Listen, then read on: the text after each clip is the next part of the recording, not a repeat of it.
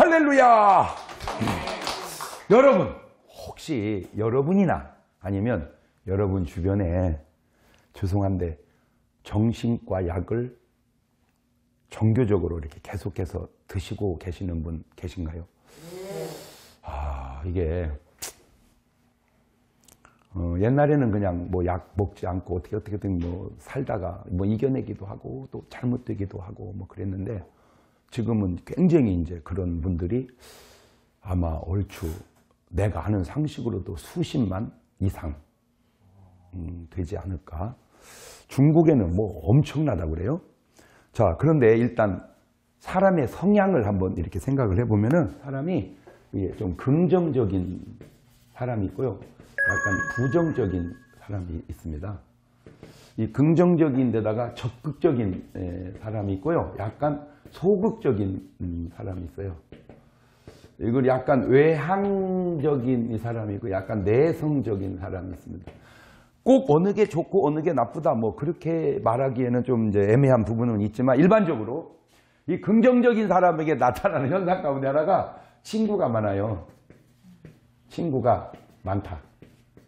근데 재밌는 게 뭐냐면은 돈 빌리러 갈 친구가 별로 없어요. 뭐 일 당하면 오는 애가 별로 없어요. 근데 얘는 친구가 적어요. 적은데 거의 와요, 얘는. 숫자는 적은 대신 뭐 거의 뭐 가족 못지않게 오히려 더 친해져.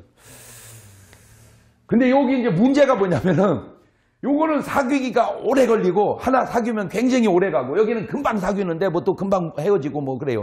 근데 문제가 이 친구가 다른 친구 좋아하는 것도 잘 못 볼 수가 있어요. 그러니까 내 친구가 나하고 좋아했는데 다른 애고 좀 막 돌아버려. 이게 약간 이게 성향적으로 그렇습니다. 자, 이게 세상을 살아가다가 문제가 뭐냐면은 충격이 와요. 살다가 충격을 딱 받으면 얘는 그냥 툴툴 털어버려. 아이고, 나 살다가 별꼴을 나보고 막 얘기해요. 막, 나 성격 그런 애가 다 있냐고, 막 얘기하고 그냥 풀어버려요. 그런데 얘는 충격이 딱 오면 아무 말 안 하고 방으로 들어가서 입을 뒤집어 쓰고 생각을 해요. 계속 생각을 해요. 그거를 집착이라고 그래요. 이걸 이게 집착하다가 그나마 플러스 적극적인 사람은 털어버려요. 그런데 이게 이제 그나마 더 마이너스인 사람은 이게 그러니까 여기로 가서 여기로 가서 마이너스 그런 사람은 이제 두 가지 반응이 나옵니다. 그놈을 죽이냐 내가 죽냐. 그래서 자살하게 되는 거예요. 여러분에게 한 가지 묻고 싶습니다.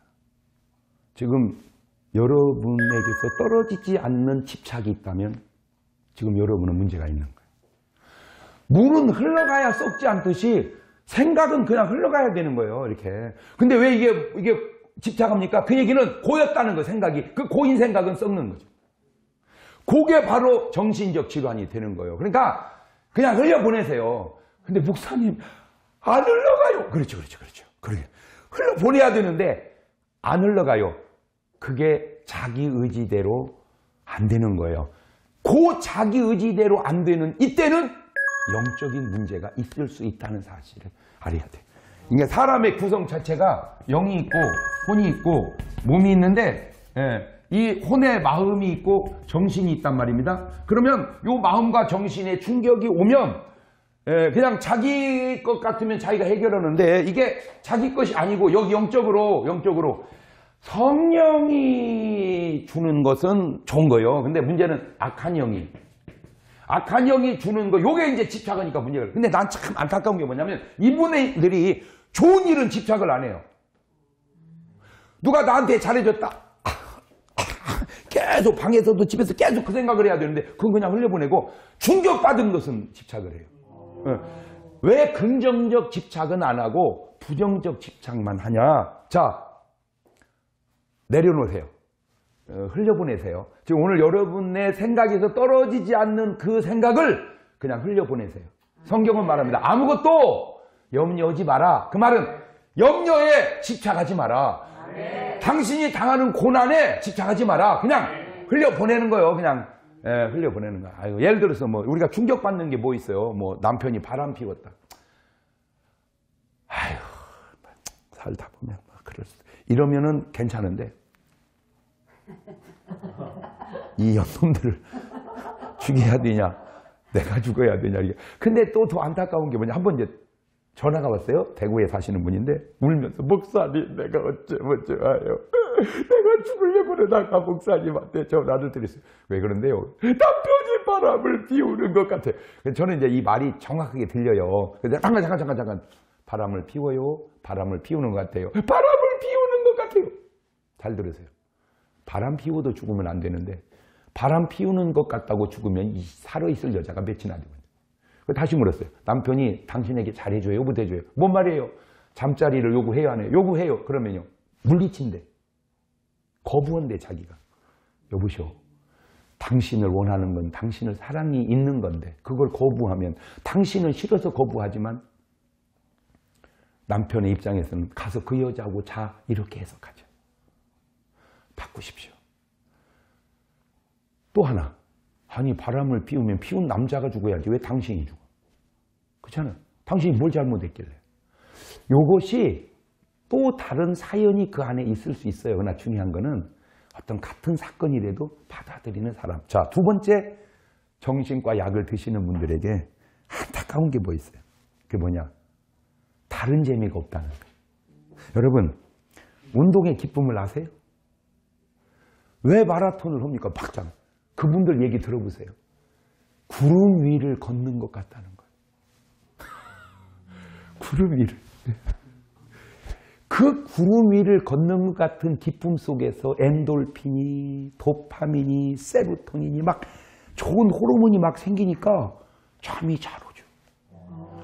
집착하니까 호르몬이 생성이 안 되고 호르몬이 생성이 안 되니까 약을 먹어야 되고 약을 먹으니 또 생성이 안 돼 악순환되는 거예요. 아마 내가 묻고 싶어요.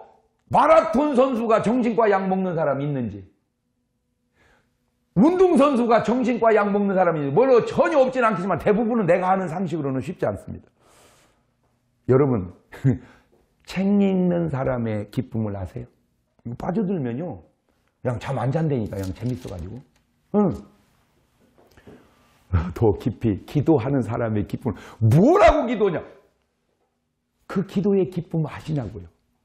그 날 새고 기도하는 거예요. 왜? 그 속에 희열이, 하나님과의 대화 속에서 어떤 응답이, 역사가, 희열이 있는 거예요. 말씀의 기쁨을 아세요, 여러분? 말씀이 막 진짜 보기 싫은데 억지로만 봅니까? 아니에요. 그럴 때도 있지만 어떤 때는 막 꿀송이보다 달대잖아요. 내 기도하는 한 시간, 그때가 가장 귀하다는 이런 기쁨을 맛보고 이런 기쁨을 아는 사람이 정신과 약을 먹을까요? 예수님께서 거라사 지방에 가면 거기 군대 귀신 들린 사람이 나옵니다. 아, 이 사람 하는 짓이 뭔 말인지 아세요? 밤낮 무덤 사이에서나 산에서나 늘 소리를 지르며 돌로 제 몸을 상하고 있더라. 그게 뭐 하는 짓입니까? 왜 내가 나를 상하게 합니까? 자기 의지가 아니죠.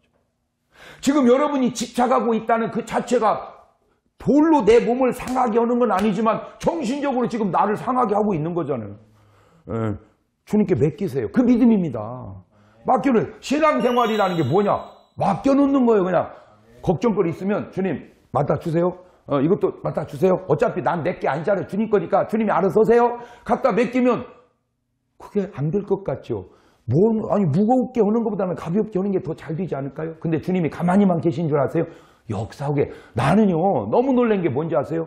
주님이 지금 뭐 하시나 봤더니요 하나님 보좌 우편에서 우리를 위하여 친히 간구하고 계신대.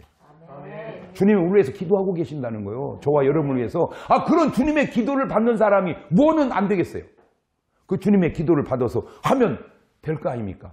아무쪼록 여러분의 삶을 한번 바꿔봅시다. 물론 뭐 내가 말한다고 해서 쉬운 건 아니지만 어려울 것도 없잖아요. 자, 고라사 지방에 귀신 들린 사람은 자기 의지가 아니니까 자기 몸을 상하고 옷을 벗고 무덤속에 살았지 않습니까? 자기 의지가 없는 것 같죠. 근데 이 사람에게 의지가 있어요. 뭔지 아세요? 예수님께 나왔다는 겁니다. 아니 예수님 보면 도망가야죠. 그거는 귀신의 의지죠. 나왔다는 건 자기. 어떤 귀신이 예수님 앞에 나가서 자기가 고침받을 사람, 자기가 쫓겨날 귀신이 어디 있어요? 피해야죠. 예수가 오면. 그렇잖아요. 그런데 요한복음 6장 44절 이런 말이에요. 내 아버지께 이끌지 않으면 아무도 내게 올 수 없다. 그러니까 군대 귀신 들린 이 사람 속에도 하나님의 인도하심이 있었고 그 인도하심이 사람이 순종해서 예수님 앞에 나아갔고 예수님께 나아가서 그 문제를 해결받고 온전한 사람이 되었다 그 말입니다. 이게 과연 2000년 전에만 있는 사건일까요? 아니에요. 지금은 이때보다 얼마나 의학적 혜택이 많습니까? 도움도. 그러면 그런 의학적 예수님 당시 정신과 의사가 있었나요? 난 그런 얘기는 못 들어본 것 같아요. 그냥 의사가 통째적으로 했죠. 정신과 의사가 있었으면 뭐 의사를 만나서 뭔 얘기가 나와야 되냐? 없어요. 그때는 정신과라는 게 또 있었습니까? 내가 볼 때 없었을 것 같아요. 그런데도 주님을 만나서 해결을 받았다면 지금 의사 선생님의 자문도 듣고 또 기도하고 오늘 제 설교를 듣고 그리고도 해결을 못 온다면 이거 좀 이상하지 않아요? 나는 오늘 여러분의 의지에 던집니다. 생각을 집착해서 흘려보내세요. 안 흘려가면 기도하세요. 아버지, 이 생각이 내 생각 속에 떨어져 나가게 역사하여 주시옵소서. 기도하시고 두 번째, 말씀 보시고 세 번째, 나가서 뛰세요. 제발 부탁입니다. 좀 뛰어봐요. 왜? 제가 보면 정신과 약을 오래 먹은 사람들 행동을 본인은 모를지 모르지만 약간 좀 어든해요. 어리뜩해요. 이렇게. 유연성이 떨어져요. 이 몸에 유연성이 떨어져요. 예, 그 왜 그러냐? 몸에 좋은 호르몬이, 유연성을 유지하는 호르몬이 안 생기기 때문에. 왜? 그게 안 하기 때문에 그렇습니다. 그러니까 자꾸 운동을 하면 좋은 호르몬이 생기고 그 호르몬이 몸의 유연성을 만들고 그 유연성이 또 모든 문제를 잊고 지나가게 하는데 이게 안 하니까 그냥 방에만 들어가 이불만 뒤집어 쓰고 계속 생각만 그냥 일어나니 일어나서 땀 뛰어보시고 탁구를 치든지 배드민을 치든지 그래가지고 그것이 푹 빠져서 신날 때가 되면 아마 약은 끊어져 있을 겁니다. 네, 왜? 약을 대체하는 좋은 호르몬들이 우리 몸에서 많이 나올 것이기 때문입니다. 그것이 온전하지 않다면 이제는 기도해야죠. 네, 그리고 능력 있는 분에게 찾아가셔서 주변에 좋은 목사님 가셔서 안수를 꼭 받으십시오. 그러면 오늘 여러분의 삶에 놀라운 변화가 일어날 걸로 저는 확신합니다. 사람이 겪는 고통은 다양합니다. 물질로 인한 고통도 있고 건강으로 인한 고통도 있고 또 여러 가지 가족들이나 일반 사람으로 인한 관계도 있고 다양하죠. 그러나 해결 방법은 비슷합니다. 주님은 이미 2000년 전에도 말씀하셨더라고요. 수고하고 무거운 짐진 자들아 다 내게 오라. 내가 너희를 쉬게 하리라. 그리고 모든 병을 다 고쳐주고 모든 문제를 다 주님이 해결해 준 것처럼 오늘 여러분도 그 주님 만나서 해결받는 여러분 되시길 바랍니다. 감사합니다.